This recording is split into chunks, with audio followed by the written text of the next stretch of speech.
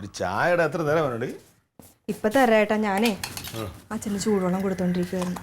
തിളച്ച്. ഏട്ടാ പൈസേ നമ്മുടെ രണ്ടുപേരുടെയും പേരിലിടാട്ടാ. പിന്നെ എന്റെ പേരിലും മാത്രം ഇടണ്ട. വേണ്ട. അച്ഛന്റെ പൊന്നുമോക്ക് അച്ഛൻ തന്ന പൈസ അച്ഛന്റെ പൊന്നുമോളെ പേരിട്ടാ കേട്ടാ. മേട്ടനും കൂടെ വരണം. എന്ന്? തിങ്കളാഴ്ച. അയ്യോ എടി അത് അന്ന് എന്തോ ട്രാൻസ്ഫോർമറിന്റെ കണ്ട് പണിയുള്ളതാണ്. അപ്പോൾ അത് ചിലപ്പോൾ രാവിലെ പോകേണ്ടി വരും. അപ്പോൾ രാവിലെ പോകേണ്ടി പിന്നെ അവിടെ നിന്ന് വരുന്ന കാര്യം പറയാൻ പറ്റില്ല എനിക്ക്. പിന്നെ ഒരു 10 മിനിറ്റ് വന്നാൽ എന്താ കുഴപ്പം? ആ ഇല്ലടാ അത് നടക്കൂല. ഭയങ്കര പാടായിരിക്കും. ഞാനത് ഞാൻ വിചാരിച്ച അവിടെ നിന്നല്ലേ. ആ ശരി. ആരാട്ടാ? അമ്പിളിക്കോട്ടെ. ആ അതെൻ്റെ ചില കാര്യങ്ങൾ. എന്താ?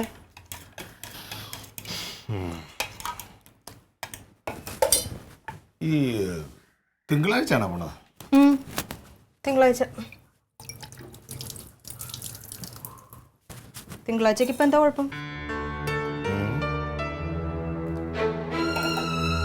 തിങ്കളാഴ്ച നല്ല ദിവസം.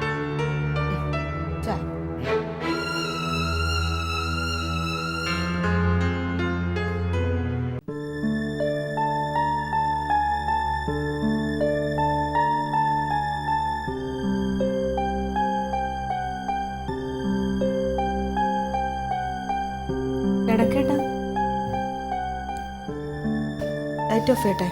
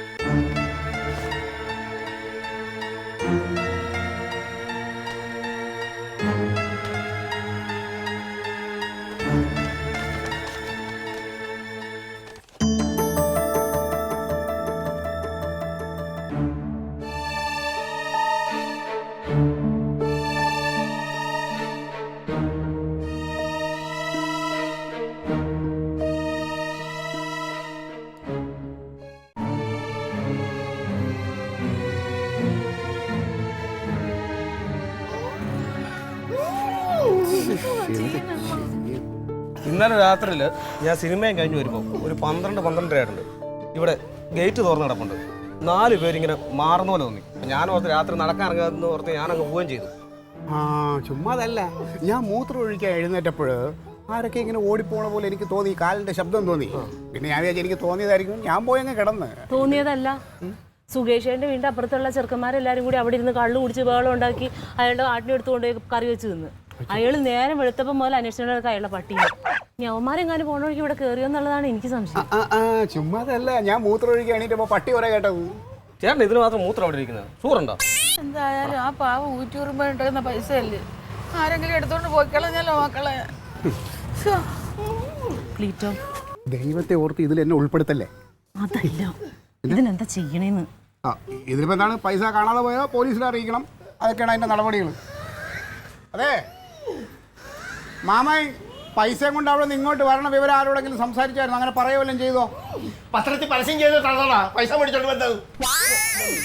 അതെ, ഈ പൈസ ബാങ്കിൽ കിടക്കണത് ബാങ്കിൽ ഇട്ടേക്കണം, അതെടുത്ത് വീട്ടിലൊക്കെ കൊണ്ട് വെക്കേണ്ട കാര്യമുണ്ടോ? നീ നിന്റെ ജോലി നോക്കി പോടാ. ഇങ്ങനെ പൈസ പോയത് തന്നെ നല്ലത്.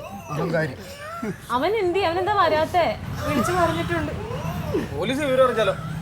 അല്ല അവനും കൂടെ വരട്ടെ, വന്നിട്ട് നമുക്ക് എന്താന്ന് വെച്ചാൽ അതിന് നടപടികൾ ഉണ്ടാക്കാം. എന്ത് കഷ്ടമാന്ന് നോക്കി. കുടുംബത്തെ പൈസ വെച്ചിട്ട് അതും ആരാണ്ട് എടുത്തോണ്ട് പോയി. എന്നാ ഇവിടെ ഇതൊന്നും കുത്തി തുറന്നിട്ടില്ല. അതാണ് ഞാൻ നോക്കണത്.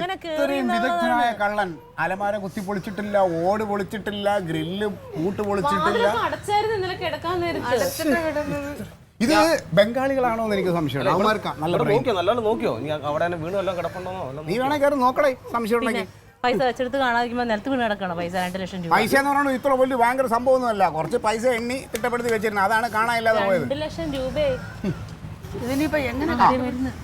പേടി കനകം വരുന്നുണ്ട്.